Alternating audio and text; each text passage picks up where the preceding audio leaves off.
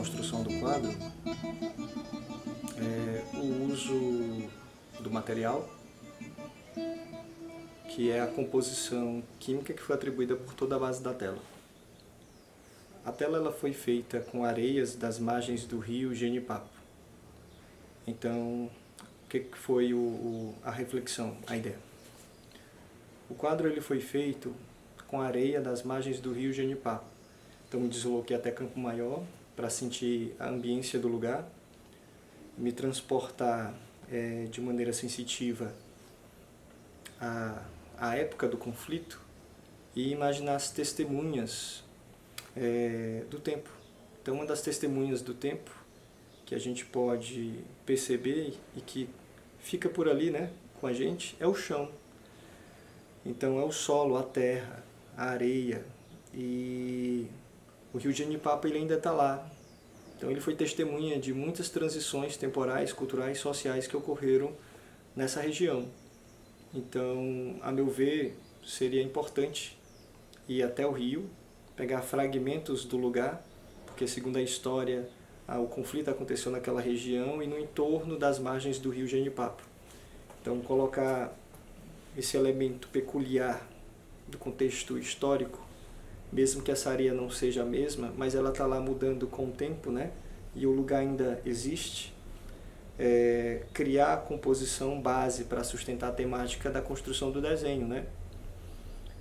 Então, fiz uma composição química, utilizando areia, que é um trabalho de geotinta, que é gel, é terra, e a tinta como manipulador químico associado à areia da região, à terra do lugar.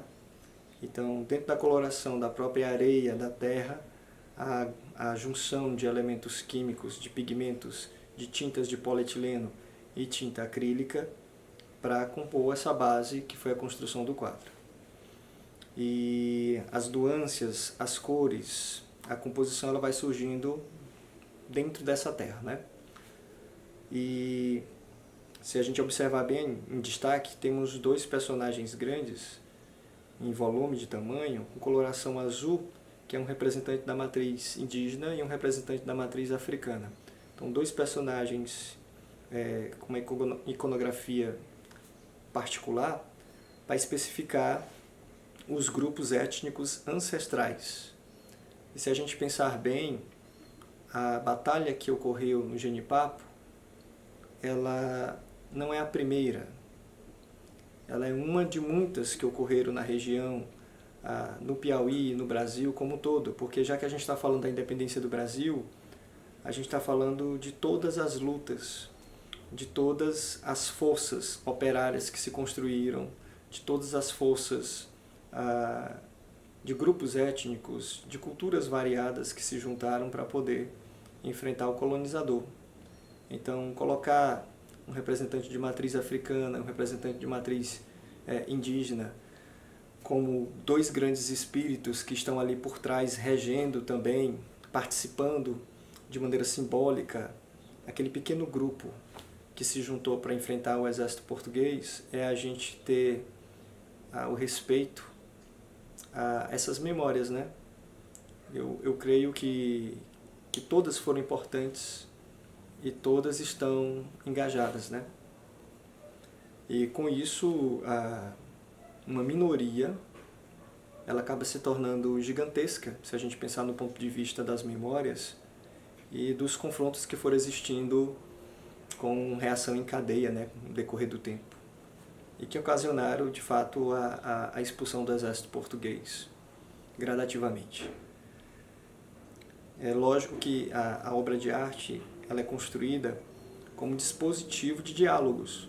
Então ela deve ser pensada como um instrumento de educação também, na qual a gente compõe, se expressa, e isso é partilhado com os outros.